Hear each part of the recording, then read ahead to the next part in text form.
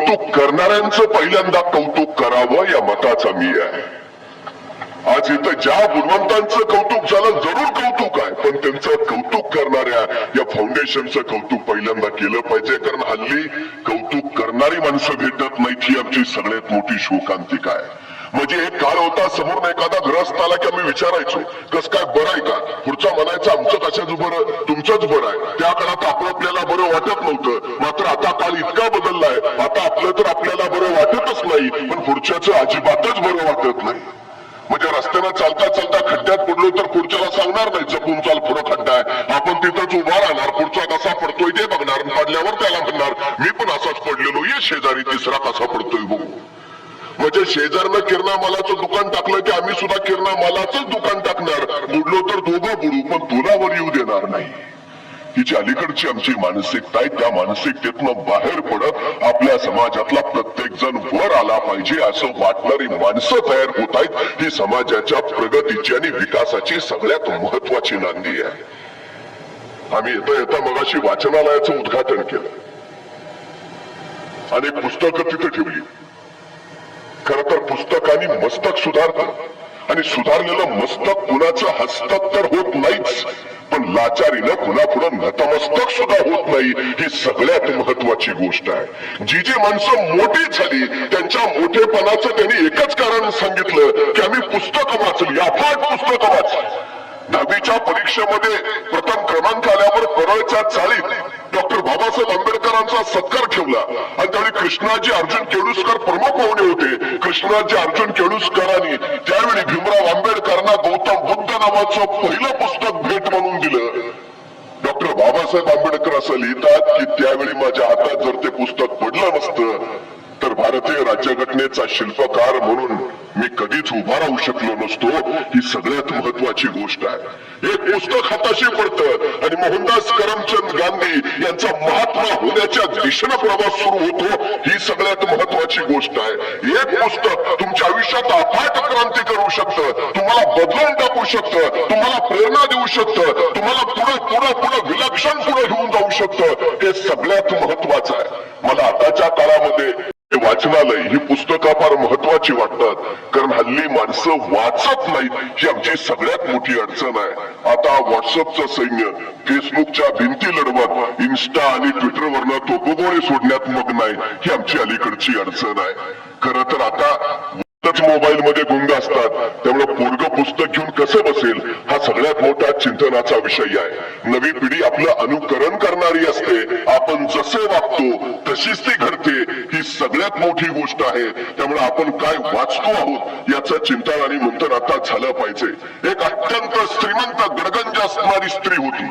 प्रचंड पैसा होता आणि प्रचंड पैसा असल्यामुळं कामच काही नव्हतं, करायची गरजच नव्हती, त्यामुळे वेळही अफाट होता.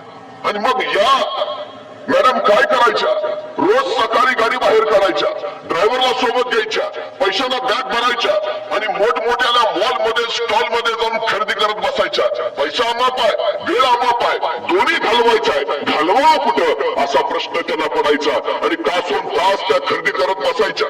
एके दिवशी एका मॉलमध्ये त्या महिला गेल्या, खरेदी करत राहिल्या. 2-2.5 तासानंतर त्या परत आल्या, गाडीजवळ पोहोचल्या. गाडीच्या काचेवर त्यांनी टकटक केलं, पण ड्रायव्हर पुस्तक वाचण्यात मग्न होता. त्या मॅडमला काही कळेना. त्यांनी परत जोरात हाका मारल्या. तो ड्रायव्हर पुस्तक वाचण्यात मग्न आहे, त्याला परत काही कळेना. शेवटी पुढे गेल्या, काचेवर हात फिरवला. तो ड्रायव्हर पुस्तक वाचण्यात मग्न आहे. शेवटी जोरात त्यांनी दार आपटलं. त्यावेळी तो ड्रायव्हर भानावर आला. पुस्तकात नजर त्यानं बाजूला काढली, दार उघडलं, मॅडमला बसवलं, सामान ठेवलं. त्या मॅडम गाडीत बसल्या. ड्रायव्हरला वाटलं आता मॅडम चिडणार, संतापणार. पण गाडी सुरू झाल्यावर त्या मॅडमने त्या ड्रायव्हरला प्रश्न विचारला, तू इतका मग्न होतास, मी इतक्या हाका मारल्या, इतक्या वेळा तुला त्या पुस्तकातनं बाहेर काढायचा विचार केला, तरी तू त्यातनं बाहेर पडला नाहीस. तू काय करतोयस? तू एवढा मग्न कसा झालायस की तुला काळ वेळेचा सुद्धा भान नाही, आजूबाजूला काय चालतंय त्याच्याकडे तुझं लक्ष नाही, असं काय आहे या? तो ड्रायव्हर म्हणाला, या पुस्तकात जीवनाचं सार आहे. जेव्हा जेव्हा मला वेळ मिळतो तेव्हा तेव्हा मी पुस्तक काढून बसतो आणि पुस्तकं वाचत राहतो. पुस्तकं वाचता वाचता मला सगळं विसरायला होतं. बस मला ज्ञान मिळतं, माहिती मिळते. समाधान मिळतं, शांती मिळते. त्या मॅडमनी विचारलं, अरे त्याच्याच शोधात तर मी आहे. मी खरेदी करत 2-2 तास का घालवते? माझ्याकडे वेळ भरपूर आहे, पैसा भरपूर आहे, पण समाधान नाही, शांती नाही, ज्ञान नाही. हे कुठे मिळतं पुस्तक? चल मला तिथं घेऊन चल. त्या ड्रायव्हरनं त्या मॅडमना एका पुस्तकाच्या लायब्ररीमध्ये घेऊन गेला आणि या मॅडमनी त्या लायब्ररीमधनं प्रचंड मोठी पुस्तकं खरेदी केली. गाडी पुस्तकांनी भरली आणि ती घरी आली. त्या दिवसापासून त्या मॅडमनी फक्त आणि फक्त पुस्तकं वाचायला सुरुवात केली. आता त्यांना वेळ पुरत नव्हता. आता कुठे जाऊन काय करावं याची गरज पडत नव्हती. त्या अखंडपणे फक्त वाचत राहिल्या, वाचत राहिल्या, वाचत राहिल्या. आता खरेदीला बाहेर पडायच्या त्या फक्त पुस्तकं खरेदी करायला अखंडपणे त्यांचं वाचन चालू झालं. काळ काळ काळ सरत राहिला. एके दिवशी त्यांच्या घराच्या दारावर टकटकचा आवाज आला. या वाचनात मग्न होत्या. बराच वेळ दार वाजत राहिलं. शेवटी वैतागून उठल्या. दार उघडलं. दारात कुणीतरी अनोळखी होता. त्या मॅडमने विचारलं, कोण हवाय? तो दारातला व्यक्ती म्हणाला, तुम्ही हवे आहात. मी तुम्हाला न्यायला आलोय. पण तुम्ही कोण? मी यमराज. या पृथ्वी तलावरचं तुमचं आयुष्य संपलंय. मी तुम्हाला न्यायला आलोय. चला. त्या मॅडम म्हणल्या, वेडायस का काय? काल तर 40 पुस्तकं घेऊन आली, आताशी 5च संपलीत. अजून 35 वाचायची शिल्लक आहे आणि कुठे घेऊन चला? पुस्तकं वाचल्याशिवाय मी तुझ्या बरोबर येणार नाही. मला उरलेली नवीन आणलेली सगळी पुस्तकं वाचू दे, मग मी तुझ्या बरोबर येते. मला येताच येणार नाही. यमराज म्हणला, असं असतं का कुठं? मी न्यायला आलोय, संपलाय तुमचा काळ, चला बरोबर. मी येणार नाही. त्या मॅडम ऐकायलाच तयार नाही. मग करू काय मी? थांब, माझी पुस्तकं वाचून होईपर्यंत इथेच थांब. पुस्तकं वाचून झाली की मी येते तुझ्या बरोबर. शेवटी यमराजाचा नाईलाज झाला. मला ठीक आहे, बसतो इथं. वाचा तुमच्या काय ते उरकान, चला पटकन. तो यमराज दाराजवळच थांबला. या मॅडम परत पुस्तकं वाचायला आत गेल्या. तास 2 तास झाले. परत दारावर थापा पडायला लागल्या. त्या बाई वैतागाने उठल्या. दार उघडलं. दारात परत यमराजच. आता काय? अहो, तुम्ही पुस्तकं वाचत बसाल, पण मी इथं उभा राहून काय करू? तुमचं होईपर्यंत मला काहीतरी द्या ना, म्हणजे माझा वेळ जाईल. त्या मॅडम म्हणल्या, थांब. आत गेल्या. 10-20 पुस्तकं घेऊन आल्या. यमाच्या हातात दिली. माझी पुस्तकं वाचून होईपर्यंत तूही वाच. यमराजानं पुस्तकं घेतली आणि यमराज तिथंच बसला. पुस्तकच वाचतोय, पुस्तकच वाचतोय. यमराज सुद्धा पुस्तकं वाचण्यात इतका वेडा झालाय की आता माणसांना न्यायला यमराज येत नाही. आता कधी कोरोना येतो, कधी ओमायक्रॉन येतो, कधी एखादा अपघात होतो, नाहीतर अटॅक होतो, पण यमराज आलाय आणि कुणाला घेऊन गेलाय असं होत नाही. यमराज तेव्हापासून पुस्तकं वाचण्यात जो मग्न आहे तो अजून पुस्तकच वाचतोय. गोष्ट साधी आहे, हसण्यावर नेण्यासारखी आहे, पण याच्यातला अर्थ इतका मोठा आहे की ज्याच्या हातात पुस्तक आलं त्याचं मस्तक कुठल्याही प्रश्नात अडकत नाही. ही सगळ्यात महत्वाची गोष्ट आहे. सुधारायचं असेल, घडायचं असेल, वाढायचं असेल, बहरायचं असेल, फुलायचं असेल तर पुस्तकांनाच आपले संगाती बनवा, कारण तेच तुमच्या आयुष्याला आकार देऊ शकतात. ही सगळ्यात महत्वाची गोष्ट आहे. या फाउंडेशनचं मी मनपूर्वक अभिनंदन त्यासाठी करतो की आपण वाचनालय सुरू केलं. ही सगळ्यात आणि सगळ्यात महत्वाची गोष्ट आहे. हे सगळ्यात गरजेचं आहे, कारण याच्यातूनच आपली मुलं घडतील, याच्यातूनच उद्याची पिढी घडेल, याच्यातूनच विचार निर्माण होतील, याच्यातूनच संस्कार तयार होतील आणि संस्कारातूनच उद्याच्या पिढ्या घडत जातील. हे सगळ्यात आणि सगळ्यात महत्वाचं आहे. खरं तर एज्युकेशन हा 3 लॅटिन शब्दांपासून बनलेला शब्द आहे. एज्युकेरे, एज्युकेअर आणि एज्युकेशन म्हणजे विद्यार्थ्यांमधले सुप्त गुण शोधणं, त्या सुप्त गुणांचं संवर्धन करणं आणि त्यांना योग्य व्यासपीठ मिळवून देणं. या 3 क्रिया जिथं घडतात त्याला शिक्षण असं म्हटलं जातं. पण दुर्दैवानं अलीकडच्या शिक्षण पद्धतीमध्ये आम्ही विद्यार्थ्यांमधले सुप्त गुण खरंच शोधतो का? त्या सुप्त गुणांचं संवर्धन करतो का? आणि त्याला योग्य व्यासपीठ मिळवून देतो का? हा सगळ्यात मोठा चिंतनाचा विषय आहे. वाचलं पाहिजे, वाचत राहिला पाहिजे. त्याच्यातून विचार तयार होतात, विचारातून आचार घडतात. पण या वाचनाला एक शिस्त हवी, शिस्तीतनं तुम्हाला जे बनायचं आहे त्याची दिशा कळायला हवी, ती मिळायला हवी, यासाठी अभ्यासक्रमाचा आराखडा आखण्यात आला आणि मग तुम्हाला कुठे जायचं आहे यासाठी त्याच पुस्तकांचा एक अभ्यास तुम्हाला देण्यात आला. पण सगळ्यात महत्वाची गोष्ट, आमचं अलीकडचं शिक्षण हे मार्कांपुरतं मर्यादित झालं. उत्तम मार्क पडावेत यासाठी वाचन आमचं झालं, पण शिकावं, ज्ञान मिळवावं यासाठी किती वाचतात हा सगळ्यात मोठा चिंतनाचा आणि महत्वाचा विषय आहे. मानवी जीवनामध्ये पैसा जितका महत्वाचा, विद्यार्थी जीवनामध्ये मार्क तितका महत्वाचा, ही सगळ्यात महत्वाची गोष्ट झाली. पण एक गोष्ट आपण लक्षात घेतली पाहिजे, सगळ्यात महत्वाची गोष्ट आहे की तुम्हाला उत्तम घडता आलं पाहिजे, सर्वोत्तम बनता आलं पाहिजे आणि तुम्ही सर्वोत्कृष्ट झालं पाहिजे. यासाठी तुम्हाला जे जे करता येईल ते तुम्ही केलं पाहिजे, ही सगळ्यात महत्वाची गोष्ट आहे. तुम्ही कोण बनता याच्यामध्ये का अर्थ नाही, तुम्ही काय करता हे फार महत्वाचं आहे. तुम्ही कोण आहात हे महत्वाचं नाही, तुम्ही कोण होणार आहात हे फार महत्वाचं आहे. त्यामुळे सगळ्यात महत्वाची जर कुठली गोष्ट असेल तर आम्ही ठरवलं पाहिजे आम्हाला काय व्हायचं आहे, आम्ही ठरवलं पाहिजे आम्हाला नेमकं काय करायचं आहे, आम्ही ठरवलं पाहिजे आम्हाला नेमकं कुठं पोहोचायचं आहे. हे ज्याला कळतं तो तिथं पोहोचतो, ही सगळ्यात महत्वाची गोष्ट. उदाहरणार्थ, तुम्ही कोपरगावच्या बस स्टँडवर दिवसभर उभा राहिला, गाड्या येत आहेत, गाड्या जात आहेत, कुणीतरी सायंकाळी विचारलं, अरे दिवसभर बघतोय तू स्टँडवरच उभा आहे, तुला कुठं जायचंय का, गाड्या येत आहेत जात आहेत, तू कुठल्याच गाडीत बसला नाहीस असं का? तो उभा राहणारा म्हटला, मला जायचंय खरं, गाडीची वाट पाहतोय हे खरं, पण कुठं जायचंय हेच माहिती नसल्यामुळं कुठल्या गाडीत बसायचं हाच सगळ्यात मोठा प्रश्न आहे. अनेकांच्या आयुष्यात सगळ्यात मोठी अडचण हीच होते, नेमकं जायचं कुठं हेच माहिती नसल्यामुळं गाड्या येतात आणि गाड्या जातात, आम्ही जागेवरच उभा असतो. ही आमची सगळ्यात मोठी शोकांतिका आहे. बऱ्याच लोकांचं होतं काय की निर्णयच घेता येत नाही, म्हणजे सगळ्यात मोठी अडचण. काही काही लोकांना विचारावं की मग काय काय करायचं ठरवलंय, एखादा सांगतो मला समाजसेवा करण्याची आवड आहे, आम्ही सरळ सांगतो नको येऊस यात. तो का? हे आवडीचं क्षेत्र नाही, कारण आवड आली की तडजोड आली आणि तडजोड आली की काम संपलं.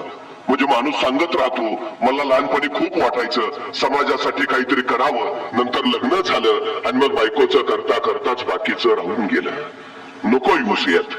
हे क्षेत्र आवडीचं आहे, मार खावा लागेल, प्रहार सोसावं लागेल, स्वतःला जाणून घ्यावं लागेल, तेव्हा समाज उजळून निघेल. हे सगळं सोसायची जर तयारी असेल तर ये, ठरलं पाहिजे काय करायचं आहे. सचिन तेंडुलकरला इयत्ता 4थी मध्ये कळलं आपण उत्तम फलंदाजी करू शकतो, 4थीच ठरलं मला फलंदाजच व्हायचं आहे, बाकी काही लक्ष दिलं नाही. आयुष्यभर तो फक्त फलंदाजी आणि फलंदाजीच करत राहिला, तो जागतिक कीर्तीचा फलंदाज झाला.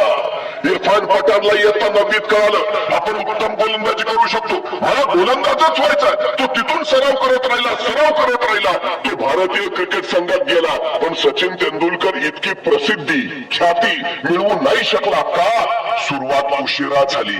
तुमची सुरुवात जेवढ्या लवकर होईल तेवढ्या अधिक शिखरावर तुम्ही पोहोचाल, हे सगळ्यात महत्वाचं. ठरवू द्या आता काय करायचंय तुम्हाला, काय बनायचंय तुम्हाला. आमची अडचण अशी आहे, आमचं ठरलेलंच नाही हो, आणि नव्या पिढीचं तर अजिबात ठरलेलं नाही. एखाद्याला विचारावं तुला काय व्हायचंय, बघू आई म्हणते डॉक्टर हो, बाबांचं चाललंय नको इंजिनियरच हो, अरे तुला काय वाटतं? नाही मी अजून ठरवलं नाही. मग करणार काय? बाबा म्हणलेत काहीच नाही झालं तर माझ्या जागेवर चिटकवतो. चिटका. काय अपेक्षा आहेत आमच्या, काय स्वप्न आहेत आमची? आमच्या पोरांच्या उरात स्वप्न पेरायला शिकलं पाहिजे, आम्ही स्वप्न दाखवायला शिकलं पाहिजे त्याला. तुमचा खिसा जेवढा असतो ना तेवढंच तुम्हाला मिळतं, तेवढा खिसा शिवून घेताना एवढा मोठं शिवून घ्या की तुम्हाला मोठं मिळालं पाहिजे, हे सगळ्यात महत्वाचं आहे. स्वप्न मोठी मोठी मोठी बघायला शिकू आमच्या पोरांना. बस झालं नाही, असंख्य माणसं आहे. ठरवलं, पटकन ठरवलं. छोटा नरेंद्र घरात खेळत होता, पाहुणे आले आणि आलेल्या पाहुण्यांनी त्या नरेंद्रला विचारलं, भाऊ तू कोण होणार? आणि तो छोटा नरेंद्र म्हटला मी ड्रायव्हर होणार. वडील बघत राहिले, आपल्यातला कोणी असला तर पहिली वाजवली असती. पाहुण्यांसमोर सगळी. नरेंद्राचे वडील चिडले नाहीत, रागावले नाहीत, म्हणले नरेंद्र ड्रायव्हरच हो, ड्रायव्हरच हो, पण भिंतीवर कुरुक्षेत्रावर अर्जुनाला भगवद्गीता सांगणाऱ्या भगवान श्रीकृष्णांचं चित्र होतं. नरेंद्राचे वडील म्हणाले ड्रायव्हरच हो, पण या अर्जुनाचं सारथ्य करणाऱ्या भगवान श्रीकृष्णासारखा ड्रायव्हर हो. स्वप्न दाखवता येतात, मोठी मोठी स्वप्न दाखवता येतात. तेच नरेंद्र वयाच्या 23व्या वर्षी अमेरिकेच्या शिकागोच्या धर्म परिषदेमध्ये उभा राहिले. भारतीय धर्म संस्कृतीची पताका त्यांनी फडकावली. Brothers and sisters of America आणि टाळ्यांचा कडकडाट झाला. समोरच्या प्रत्येक व्यक्तीला वाटलं हो हो हा हा हा माझा भाऊ आहे. मानवतेची घातलेली साथ त्या प्रत्येक अमेरिकनच्या काळजाला स्पर्श करून गेली. अरे हो भाऊ आहे. हा 23 वर्षाचा युवक मला भाऊ मानतोय. या दोन शब्दांनी नरेंद्रचे विवेकानंद झाले. तुमचं ध्येय ठरलेलं असेल, ते विलक्षण मोठं असेल, जगाच्या कल्याणाचा वेध आणण्यात असेल, तर जे असेल ते अंतःकरणापासून येतं आणि जे आतून येतं ते तुम्हाला घडवतं, मोठं करतं, विलक्षण व्यापक बनवतं. स्वप्न स्वप्न स्वप्न मोठी ठेवा पोरांची. त्याला दाखवा, अडचण काहीच नाही. तू करू शकतोस, तुला होईल, करशील तू.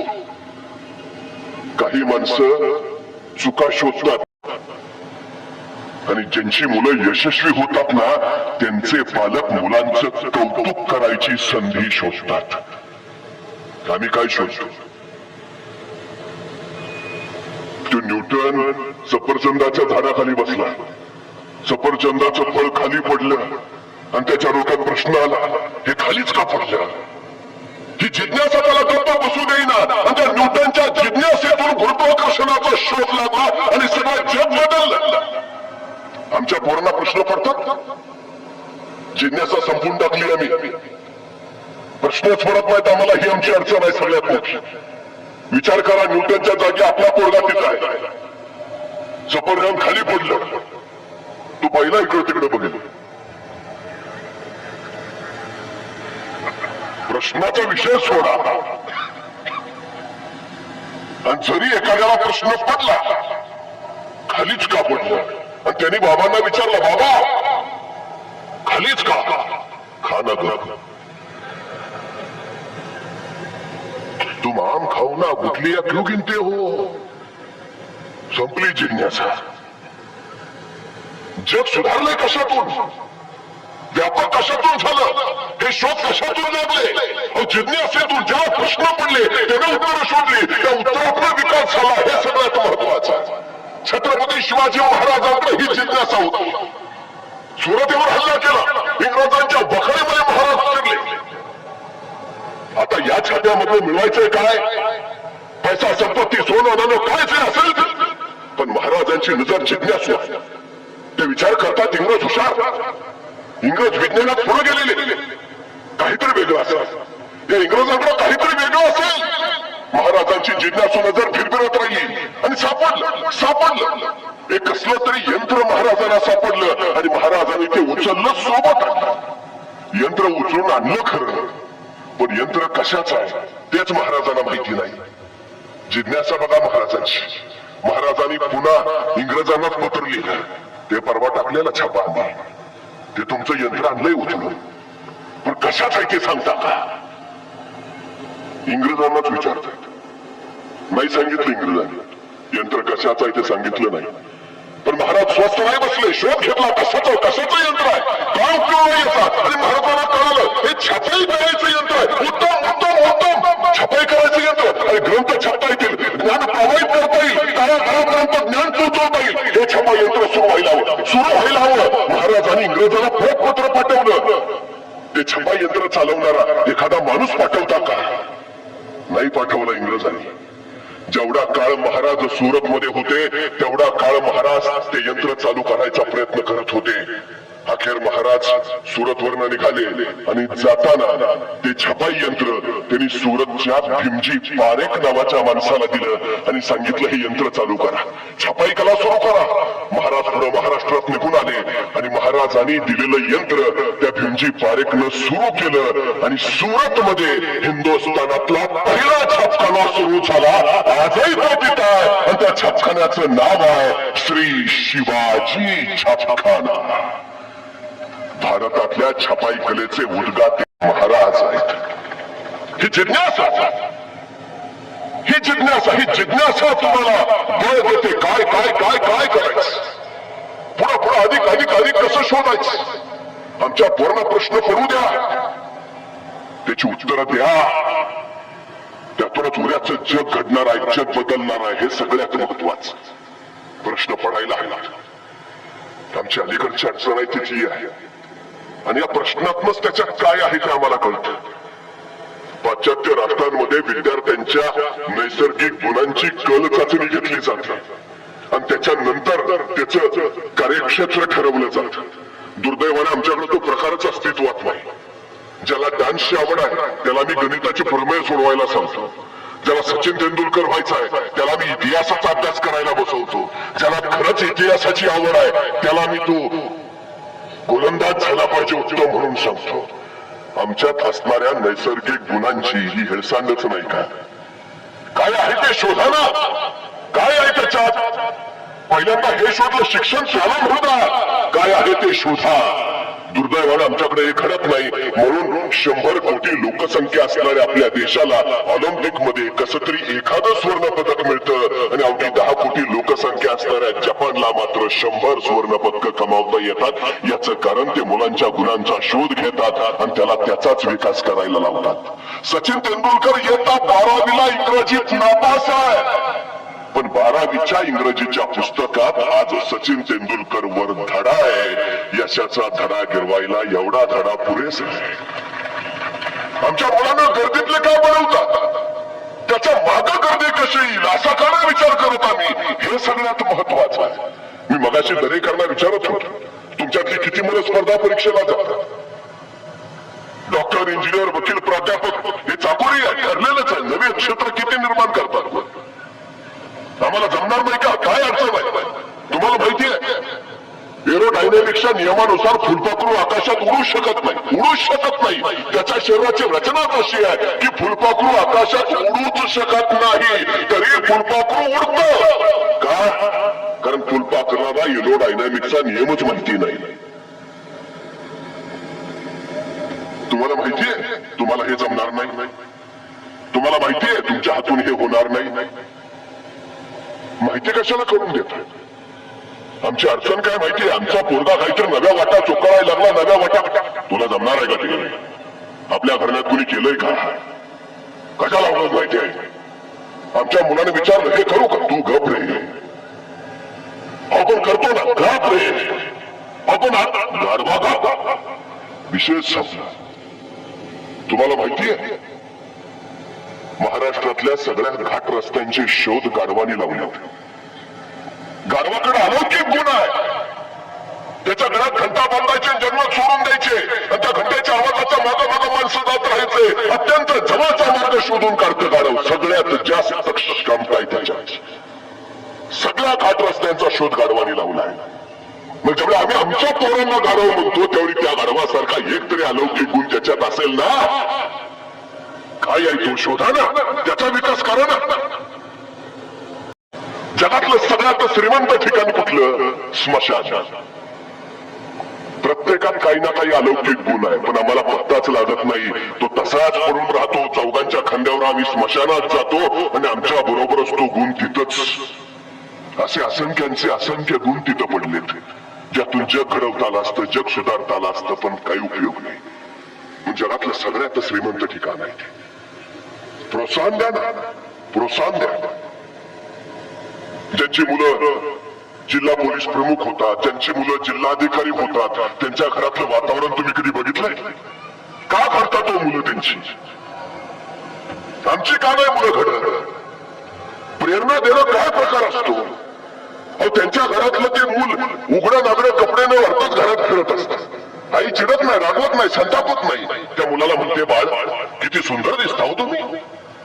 त्या पोराला आश्चर्य वाटतं, शर्ट नाही, चड्डी नाही, आणि आई म्हणते सुंदर दिसता. ताईला म्हणतो, आई खरंच? म्हणले असे सुंदर दिसतात, चड्डी घातल्यावर किती सुंदर दिसतात. ते पोरग परत आता चड्डी घालून येतो, आई आता कसा दिसतो, चड्डी घातल्यावर एवढे सुंदर दिसतात, शर्ट घातल्यावर किती सुंदर दिसतात. पोरग परत आता शर्ट घालून येतो, आई आता कसा दिसतो, कपडे घातल्यावर एवढे सुंदर दिसतात. जराशी पावडर लावली, थोडासा घाम पडला, किती छान दिसाल. पोरग पळत जातं, पावडर लावतो, घाम पडतं, आई आता कसा दिसतो. तोपर्यंत बाबा आलेले असतात, अख्ख्या धन्यवादी तुमच्या इतकं कुणी देखलं नाही. पोराला आणखी उत्साह येतो, आजूबाजूला जातो, आजूबाजूला मी कसा आहे, कलेक्टर आहे माझा. संपला विषय, मुलगा कलेक्टरच. काय करायला करावं काय लागलं. एक कौतुकाची थाप आमच्या पोराला घडवणारी ठरू शकते. एक कौतुकाची थाप. बळ द्या ना, फक्त प्रोत्साहन द्या, प्रेरणा द्या, बस. काही अडचण नाही. मला सांगा ना, छत्रपती शिवाजी महाराज 12 वर्षाचे आहे. स्वराज्य हे महाराजा शहाजीराजे आणि बाळासाहेब जिजाऊ यांचं काळी स्वप्न आहे. 3 प्रयत्न केले शहाजीराजांनी, 3ही अपयशी झाले. शिवाजी महाराजांच्या माध्यमातून हा 4था प्रयत्न आहे. आणि ठरलं असं की थोरले पुत्र संभाजीराजे यांनी कर्नाटकात राज्य उभं करावं आणि धाकटे पुत्र शिवाजीराजे यांनी बाळासाहेब जिजाऊंच्या सोबत पुण्यात राहून महाराष्ट्रातलं राज्य घडवावं. निघाले 12 वर्षाचे शिवराजे बाळासाहेब जिजाऊंबरोबर पुण्याकडे. एका पित्यानं काय द्यावं वडिलांना, आपल्या पुत्राला काय द्यावं. माझा आशीर्वाद आहे. कसं घडतं व्यक्तिमत्व, कसं नेतृत्व घडतं, कसं कर्तृत्व घडतं. एक पिता काय सांगतोय पुत्राला. 12 वर्षाचा आहे पुत्र. त्यावेळी शहाजीराजांनी स्वतः तयार केलेली एक मुद्रा शिवबाराजांच्या हातावर ठेवली. हे घडवायचंय तुम्हाला, स्वप्न दिलं, महत्वाकांक्षा दिली. काय करायचंय तुम्हाला, हे विश्वास किती आहे त्याला. माझा पुत्र हे करणार. काय सांगतात शहाजीराजे मुद्रेतून, प्रतिपक्ष चंद्रलेखेवर मुद्रा विष्णू विश्वान्विता शहपुर शिवजातस्य मुद्रा गौरीव राजते. एक पिता स्वप्न पाहतोय, सांगतोय काय, प्रतिपदेच्या चंद्राच्या कलेप्रमाणे तुमचं राज्य वाढत वाढत वाढत जाईल आणि एक दिवस ते विश्वाला वंदनीय होईल. किती खात्री आहे.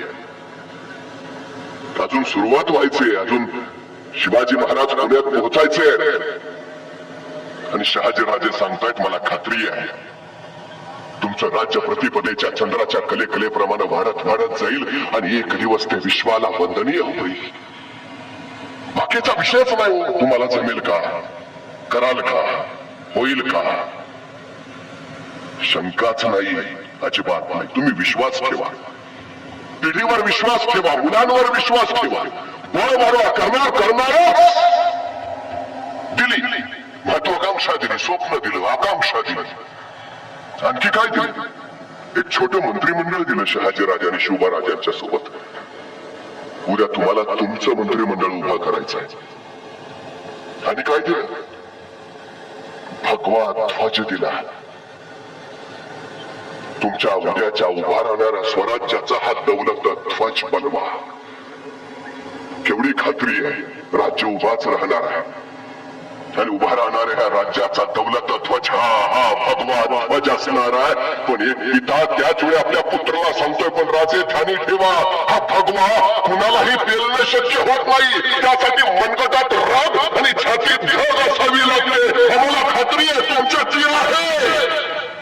हा भगवा साधा नाही, हा भगवा भगवान श्रीकृष्णांचा, हा भगवा प्रभू श्री रामचंद्रांचा, हा भगवा रामकृष्ण हरी म्हणत वारीला जाणाऱ्या वारकऱ्यांचा, हा भगवा कोसळणाऱ्या धारकऱ्यांचा, हा भगवा त्यागाचा, शौर्याचा, पराक्रमाचा, हा भगवा स्मितेचा, अभिमानाचा आणि स्वाभिमानाचा राजा, हा भगवा फडकू द्या. हे पिता स्वप्न देतो आणि त्या दिवसापासून शेवटच्या दिवसापर्यंत हा एक पुत्र आपल्या आई वडिलांचं स्वप्न पूर्ण करण्यासाठी स्वतःच्या आयुष्याचं रणांगण करून घेतोय. 35 वर्षात 750 वर्षाचं पारतंत्र्य हटवलंय. 35 वर्षात फक्त जगाच्या पाठीवर अशी क्रांतीच घडली नाही कुठे.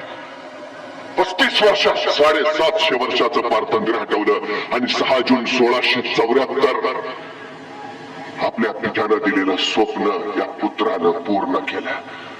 महाराजांचा राज्याभिषेक झाला. घडवता येत हवंच. मानवी व्यक्तिमत्वाचे अभ्यासक आणि मानववंश शास्त्रज्ञ असं म्हणतात की नुकताच जन्माला आलेलं एखादं नवजात बाळ तुम्ही आम्हाला आणून द्या आणि त्याला काय बनवायचं ते सांगा, आम्ही बनवून देतो. बनवता येतं, घडवता येतं, हवं ते. मुलं डॉक्टर बनवायचं बनणार, इंजिनियर बनणार, चित्रकार बनणार, खेळाडू बनणार, हवं ते. मातीच्या गोळ्याला जर आकार देता येतो तर जिवंत माणसाच्या गोळ्याला आकार देण्यात अडचण काय आहे? हवं ते घडवता येतं, हवंच. आजूबाजूचं वातावरण, आजूबाजूचे संस्कार, प्रेरणा ते तसं हवं, बस. बाकी काही नाही. सगळ्यात महत्वाची गोष्ट ती आहे, सगळं आहे, सगळं आहे. शिक्षण म्हणजे काय? एक शिल्पकार दगडातलं सुंदर सुंदर मूर्ती तयार करत होता. विलक्षण असामान्य मूर्ती. माणसं बघायची आणि भारावून जायची. कुणीतरी एकाने विचारलं त्या शिल्पकाराला, अहो या ओबड दोबड दगडातनं तुम्ही इतक्या सुंदर सुंदर मूर्ती कशा काय तयार करता? तो शिल्पकार म्हटला, मी तसं काहीच वेगळं करत नाही. मी फक्त नको तेवढा भाग काढून टाकतो. मूर्ती दगडातच असतात. मूर्ती तर दगडातच असतात. मी फक्त नको तेवढा भाग काढून टाकतो. आमचं शिक्षण काय करतं? आमच्या विद्यार्थ्यांमधला फक्त नको तेवढा भाग काढून टाकतं. मूर्ती आत असतातच. आता काय काय फारच हुशार असतात. नको तेवढा राहू द्या, बाकीचं जाऊ द्या, अडचण आहे. मी परवा आमच्या महाविद्यालयाच्या प्रांगणात फिरत होतो. एक विद्यार्थी पायरीवर निवांत आरामात बसलेला मला दिसला. मी त्याला सहज विचारलं, कारण निवांत आरामात बसल्यास काय करत का नाही? म्हणला म्हणजे काय होईल? अरे म्हटलं अभ्यास कर. बरं म्हणला गेला अभ्यास, मग काय होईल? अरे म्हटलं पेपर सोपे जातील. बरं म्हटलं गेले पेपर सोपे, मग काय होईल? अरे म्हटलं चांगले मार्क मिळतील. म्हटलं मिळाले चांगले मार्क, मग काय होईल? अरे म्हटलं चांगली पदवी मिळेल. बरं म्हटलं मिळाली चांगली पदवी, मग काय होईल? अरे म्हटलं चांगली नोकरी मिळेल. बरं म्हटलं मिळाली चांगली नोकरी, मग काय होईल? अरे म्हटलं चांगला पगार मिळेल. बरं म्हटलं मिळाला चांगला पगार, मग काय होईल? अरे म्हटलं चांगले पैसे मिळतील. बरं म्हटलं मिळाले चांगले पैसे, मग काय होईल? अरे म्हटलं त्या पैशाचं तुला पाहिजे तिथे विकत घेता येईल. बरं म्हटलं घेतलं विकत, मग काय होईल? अरे मग म्हटलं तुला निवांत आरामात राहता येईल. मग माझं आता काय चाललंय? हा सगळा उद्योग जर निवांत आरामात राहण्यासाठीच करायचा आहे, आता पायरीवर आरामातच आहे. कशासाठी? काय बनायचंय? काय मिळवायचंय? आराम हे आयुष्याचं ध्येय असू शकत नाही. निवांतपणा यासाठी हे सगळं झगडणं नाही.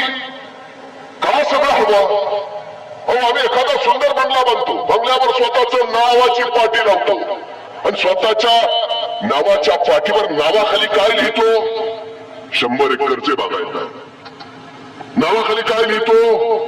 80 तोळे सोन्याचे मालक. नावाखाली काय लिहितो? 50 गायींच्या गोठ्याचे मालक. नावाखाली काय लिहितो? 3 फॅक्टरीचे मालक. नावाखाली काय लिहितो? आमची जमीन किती लिहित नाही, आमचा गोठा किती गायींचा लिहित नाही, आमच्याकडे किती सोनं आहे ते लिहित नाही, बँक बॅलन्स आम्ही लिहित नाही. नावाखाली काय लिहितो? आम्ही किती शिकलो ते लिहितो.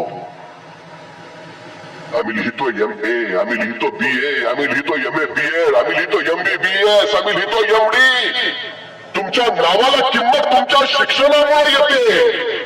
शिक्षण तुम्हाला मोठं बनवतं. हे सगळं जमिनीच्या बळावर ज्ञान मिळवू शकत नाही, पण ज्ञानाच्या बळावर तुम्ही जमीन कमवू शकता. ही सगळ्यात महत्वाची गोष्ट आहे. मिळवायचं जर असेल तर ज्ञान मिळवा. ज्ञानाची श्रीमंतीची मला सगळ्यात जास्त श्रीमंत बनवणार. हे आमच्या पोरांच्या मुळात घुसू द्या. मग पोरं घडतील. कशामुळे किंमत आहे तुम्हाला? काय बनवू शकता तुला? सगळं आहे आमच्यात. काय नाही, आम्ही ती उर्मी फक्त त्याच्यात पेरायला आहे.